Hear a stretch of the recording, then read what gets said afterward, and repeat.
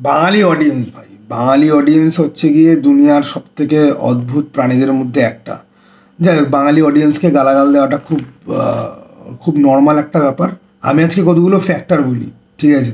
এই বছরের শুরুতে হুব্বা, সেন্টিমেন্টাল আর বাদামি হায়না, ঠিক আছে, স্বপন কুমার বাদামি হায়নার কবলে তিনটে সিনেমা এলো যেগুলো ফ্যামিলি ড্রামা নয়। নানদালেস তিনটে সিনেমাই কাইন্ড অফ ফ্লপ করেছে, প্রশংসা পেয়েছে কিন্তু ফ্লপ করেছে। হুব্বাও প্রশংসা পেয়েছে, মেন্টালেও ভালোই প্রশংসা পেয়েছে, আমিও প্রশংসা করেছি, ভালো একটা এফোর্ট। ওকে, অনেক রিভিউয়াররাই দেখেছে আমি মেন্টালে ঠিকঠাক রিভিউই তারা দিয়েছে, ঠিক আছে, মানে তাদের সাথে আমার বক্তব্য অ্যাটলিস্ট মেলে। ওকে, তো আর হচ্ছে গিয়ে স্বপন কুমার বাদামি হায়নার কবলে, ওটা একটা পোলারাইজিং ফিল্ম হওয়ার কথা ছিল।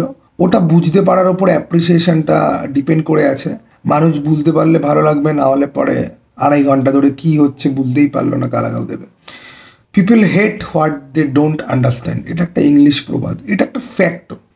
এখন এই তিনটে সিনেমা চললো না, এই তিনটে সিনেমা যে চললো না, কেন চললো না? টু বি ভেরি অনেস্ট, বাঙালি অডিয়েন্সের মধ্যে এখন শুধুমাত্র 3টে পার্ট মাত্র বেঁচে আছে। এক দল যারা দেবের সিনেমা দেখে, আরেক দল যারা জিতের ফিল্ম এলে পরে দেখতে যায়, আর একটা দল যারা দেব আর জিতকে নিয়ে খিল্লি করে। ওকে, বা দেব আর জিতকে পাত্তাও দেয় না, খিল্লি করে আমি বলবো না, কারণ জিতের ফ্যানরা দেবকে খিল্লি করে, দেবের ফ্যানরা জিতকে খিল্লি করছে। এই একটা শহুরে অডিয়েন্স রয়েছে যাদের বয়স অনেক বেশি, তারা কচ্ছিত কদাচিৎ তারা ফিল্ম দেখতে বেরোয়। ওই একটা শেষ পাতা, শেষের শুরু, বেলা শুরু বেলা শেষে, হামি, রক্তবীজ বা এই আতেল মার্কা যে ফিল্মগুলো যে আসে, সেই দেখতে আসে। ওকে, এই একটা অডিয়েন্স রয়েছে, শহরের কোর অডিয়েন্স, যারা অর্ধাঙ্গিনীর ব্যাপারে কেয়ার করে। দেবজিতের কোনো সিনেমা তারা দেখতে যায় না।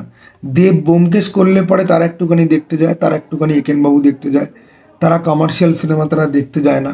খুব যদি হাইপে ওঠে তখন কোনো একটা হলিউডের বা সাউথের একটা কমার্শিয়াল ফিল্ম দেখতে তারা হয়তো বাড়ির বাইরে হয়তো করলো। এই 3টে অডিয়েন্স ছাড়া বাংলা সিনেমার আর কোনো অডিয়েন্স নেই। এই যেই বাঞ্চটা ডাঙ্কি বা সালার দেখতে যাচ্ছে না, বা যেই বাঞ্চটা আজকে হলিউডের আজকে একটা অ্যাকোয়াম্যান এলে পরে বা একটা মার্বেলের ফিল্ম এলে পরে দেখতে যাচ্ছে, এই যে কলেজ গোয়িং বা অফিস গোয়িং ইয়াং শিক্ষিত যে বাঞ্চটা, যাদের কাছে একটা বলিউডের সিনেমা, একটা সাউথের সিনেমা, একটা হলিউডের সিনেমার দাম আছে কিন্তু বাংলা সিনেমার দাম নেই, এই বাঞ্চটা বিশাল বড়। এই বাঞ্চটা এত বড় এবং এরা কালেকটিভলি বাংলা সিনেমাকে রিজেক্ট করে বসে আছে। অ্যান্ড আই আন্ডারস্ট্যান্ড দেম, কারণ একটা সময় যখন আমি রেগুলার রিভিউ করতাম না, যখন আমি ইউটিউবে এসে রিভিউ করতাম না, I was a part of that culture. শুধু জিতের সিনেমা বা দেবের সিনেমা আমি দেখতে যেতাম, তাও যদি খুব ভালো বলছে তবেই।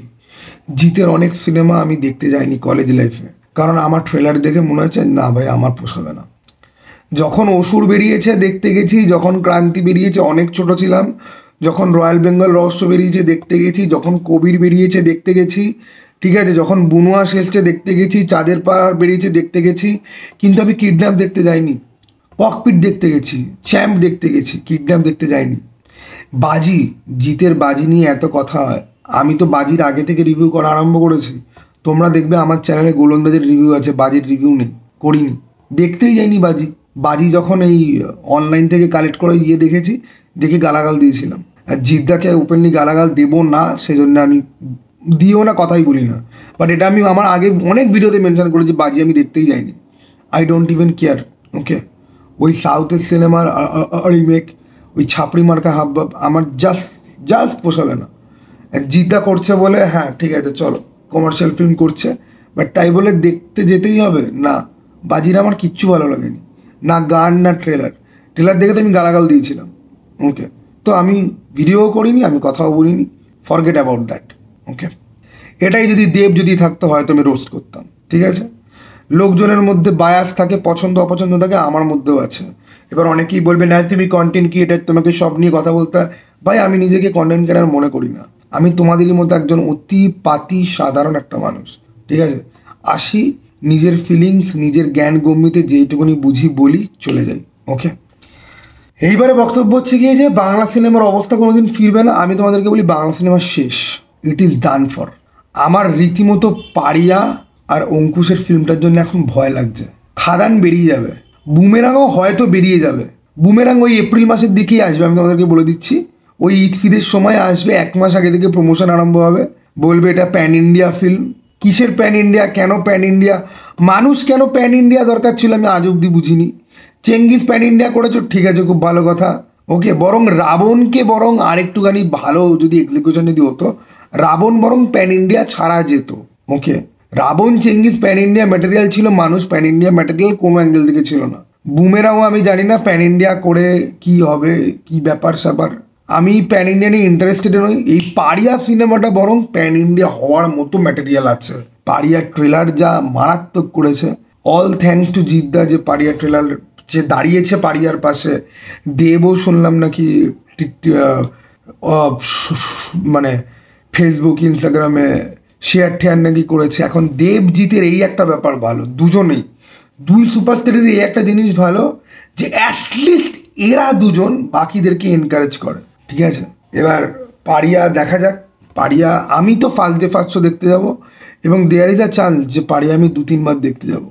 পাড়িয়ার ট্রেলার আমার অসাধারণ লেগেছে, আর আমি বুক ঠুকে বলছি এই দুই সুপারস্টারের কাছ থেকে, দেব আর জিৎ, দুই সুপারস্টারের কাছ থেকে কিন্তু এরকম ট্রেলারই আমরা চাই, এরকম লেভেলের কাজ চাই।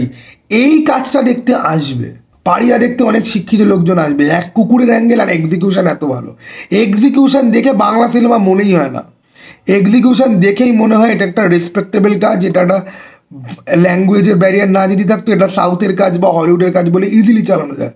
এই কাজটা দেখতে পরে কিন্তু লোকের আসা উচিত, আসবে কি না আই ডোন্ট নো, কারণ স্বপন কুমার দেখতে লোক আসেনি, ওকে। স্বপন কুমার দেখতে লোকজন আসেনি, যারা এসছে তাদের খুব ভালো লেগেছে। স্বপন কুমার আমার অসাধারণ লেগেছে এই বছরের, এখনও অবধি আমার সেরা দেখা কাজ আমি স্বপন কুমারকেই রাখবো, ওকে। সেন্টিমেন্টাল হুব্বা আমি বেকার কম্পারিজনে আমি ঢুকতে চাইছি না, বাট আমি পার্সোনালি সবথেকে বেশি স্বপন কুমার আমি এনজয় করেছি। এখন এই অডিয়েন্স কিন্তু আসছে না, এবং এই অডিয়েন্সকে ফিরে পাওয়ার কি রাস্তা রয়েছে? এই অডিয়েন্সকে ফিরে পাওয়ার কোনো রাস্তা নেই। এই অডিয়েন্সের হাত এত আগে ছুটে গেছে না, এত আগে এই হাতটা ছুটে গেছে যে এই হাতটা সহজে আর বাড়িয়ে দাও তোমার হাত আসবে না। এই যে দশম অবতার দেখতে প্রচুর লোক গেছিল, তো দশম অবতার নিয়ে সোশ্যাল মিডিয়াতে এই সিনেমা বলে একটা গ্রুপ আছে, এখন আমাকে ব্যান করে দিয়েছে, ওখানেই আমি দেখেছিলাম দশম অবতার নিয়ে কত কথা, অনলাইনে ফেসবুকে কত লোকজন লিখছে সিনেমাটা নিয়ে, ওকে। সৃজিত মুখার্জির এই একটা ব্যাপার ভালো যে এই ডাঙ্কি সালার দেখতে যাওয়া কলেজ গোয়িং বা অফিস গোয়িং শিক্ষিত অডিয়েন্স বেসটা সৃজিত মুখার্জির একটা পুল আছে। সৃজিত মুখার্জির আবার ভালো সিনেমা বানানোর আর কোনো রকম ক্যাপাবিলিটি অবশিষ্ট নেই, ঠিক আছে, তাই তার সিনেমাকে সবাই দেখে একদম গালাগাল দিয়ে একদম ভরিয়ে দেয়, ঠিক আছে। এই অডিয়েন্সটার কিন্তু উচিত পাড়িয়াকে সাপোর্ট করা, ওকে। এবার এই অডিয়েন্স ওই ওয়েট করে আছে সৃজিত কবে একটা ভালো ফিল্ম বানাবে। এই জন্য আমার কোথাও গিয়ে মনে হয় না যে টেক্কা খাদানের থেকে বেশি ভালো চলবে, কারণ টেক্কা দেখতে দেবের ফ্যানরাও আসবে, আর এই দশম অবতার বা সৃজিত মুখার্জির কামব্যাকের জন্য যারা ওয়েট করছে তারাও আসবে, ঠিক আছে। কিন্তু এই ফ্যান বেসটা অঙ্কুশের ফিল্ম পাড়িয়া বা বুমেরাং দেখতে আসবে, আই হাইলি ডাউট। তোমাদের কারোর যদি মনে হয় যে আমার ডাউটের সাথে তোমরাও কাইন্ড অফ রাখো, বা তোমাদের যদি মনে হয় আমি কিছু ঠিক বলছি, তাহলে তোমরা কমেন্ট বক্সে কিন্তু জানাতে পারো। তোমরা এটাও বলতে পারো যে কি মনে হয় তোমাদের, সেন্টিমেন্টাল আর হুব্বা কেন চললো না? সেন্টিমেন্টালের গল্প আরবান অডিয়েন্সের জন্য ছিল না, হুব্বার তো একটা গ্যাংস্টারের বায়োপিক, তাতে গালাগালি রয়েছে, অ্যাডাল্ট সিন রয়েছে, প্রাপ্তবয়স্কদের জন্যেই ফিল্ম, আর্টিস্টিক ট্রিটমেন্টও রয়েছে, তার মধ্যে এন্টারটেইনিং ফ্যাক্টরও রয়েছে, তাহলে হুব্বা কেন চললো না?